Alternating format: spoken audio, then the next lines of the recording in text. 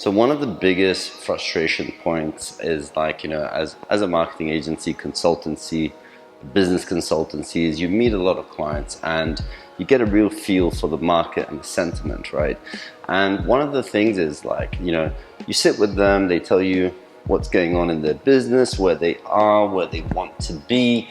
But you can't help but feel really frustrated when you can see the solution in front of you, right? But it's like, here's the question. If someone is drowning, do you send them a life jacket?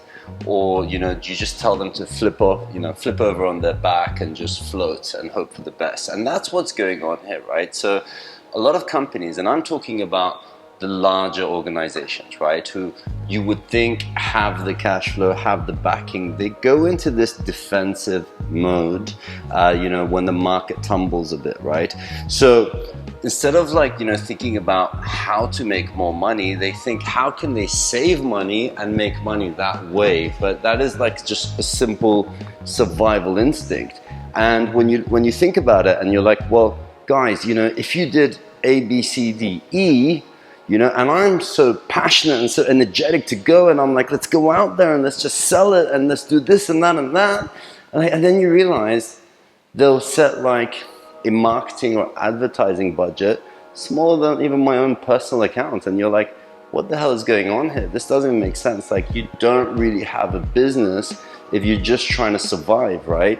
If you can't spend on advertising, if you can't spend on sales, if you can't spend on marketing, then what you're trying to do is you're just hoping for the best, right? And I get that. I get that with smaller businesses who don't have the budget, they're struggling, they can't get there.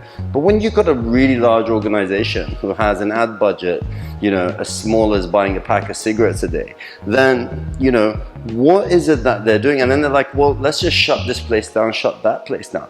That is not the way to be tackling this situation. Listen, you've got to get rid of this accountant mentality. And unfortunately, a lot of these organizations, these decisions, marketing decisions, are set by finance departments who understand nothing about marketing. So this is why you get into these crunch times. We've talked about this before, like going out to the market in lion mode, get your business done. When the market is down, you double down on your marketing and sales because you need to increase your income. You don't need to be thinking about, okay, well, let's just fire half the team we have, and that way we can survive for an extra 6 months or see this through until the market changes.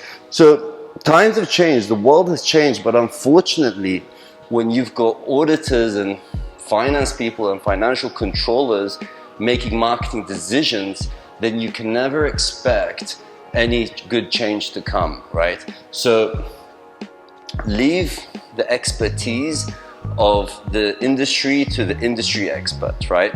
So look for your marketing director, look for your general manager, look for someone who has that business overview, that entrepreneurial overview, right?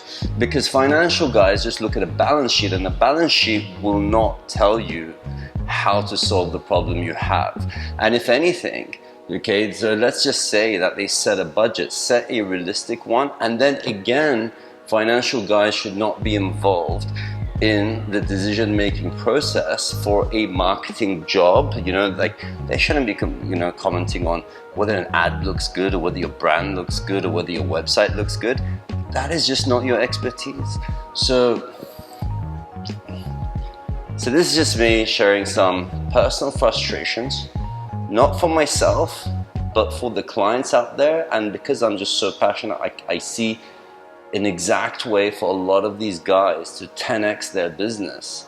And yet, unfortunately, it's not in the hands or the decision of the right person to make and take that action.